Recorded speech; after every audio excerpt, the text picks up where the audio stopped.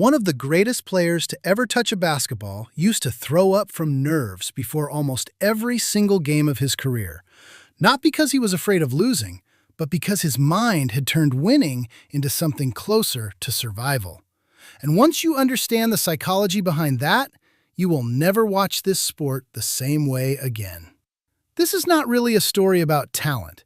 It is a story about what obsession does to a human mind when an entire identity gets built around never being second.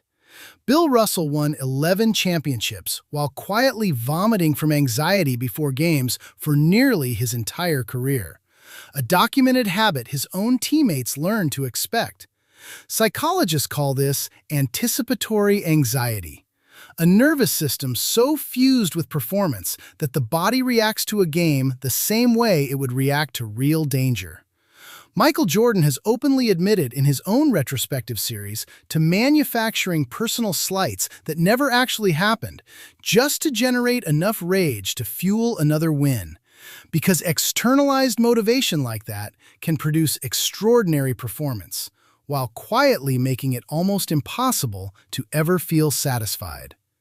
And Kobe Bryant built his entire identity around 4 a.m. training sessions and a mindset he described himself unapologetically using a single word: obsessive.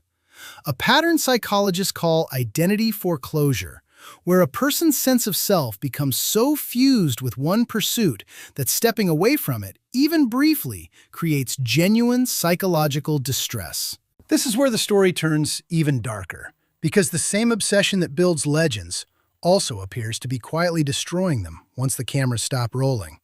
Multiple studies on retired professional athletes have found significantly elevated rates of depression within the first 2 years after leaving the sport, a collapse researchers call the achievement void. The moment a person's only consistent source of self-worth suddenly disappears overnight. And it is not only the players whose minds are being reshaped by this game. Researchers studying sports fans have found that watching your team lose activates brain regions associated with physical pain, not simple disappointment, which is why a stranger insulting your team can genuinely feel like a personal attack. Your brain has quietly fused your identity with people you have never met. Even referees are not immune. Multiple studies analyzing decades of professional games have found officials consistently award more favorable calls to home teams in the loudest arenas, not through corruption, but through unconscious social pressure, shaping decisions they genuinely believe are fair. And then there is the moment every fan fears most: the missed shot in the final seconds. A state sports psychologist called choking under pressure, where extreme stress causes attentional narrowing, overwhelming the brain until it can no longer access skills that are normally completely automatic. Which is why a player who has made the same shot 1,000 times in practice can miss it once, in front of millions, not because his hands forgot how, but because his mind was hijacked by the same ancient fear response that once helped humans survive real danger. So here is the uncomfortable question underneath all of this. If obsession is the exact thing required to become one of the greatest to ever play, and that same obsession is what quietly breaks people once the game is over, what does that actually say about the price of greatness at the highest level? Of any sport, the NBA did not invent any of these psychological mechanisms. It simply built the perfect stage for obsession, identity, pressure, and fear to perform at once, in front of the largest possible audience on Earth.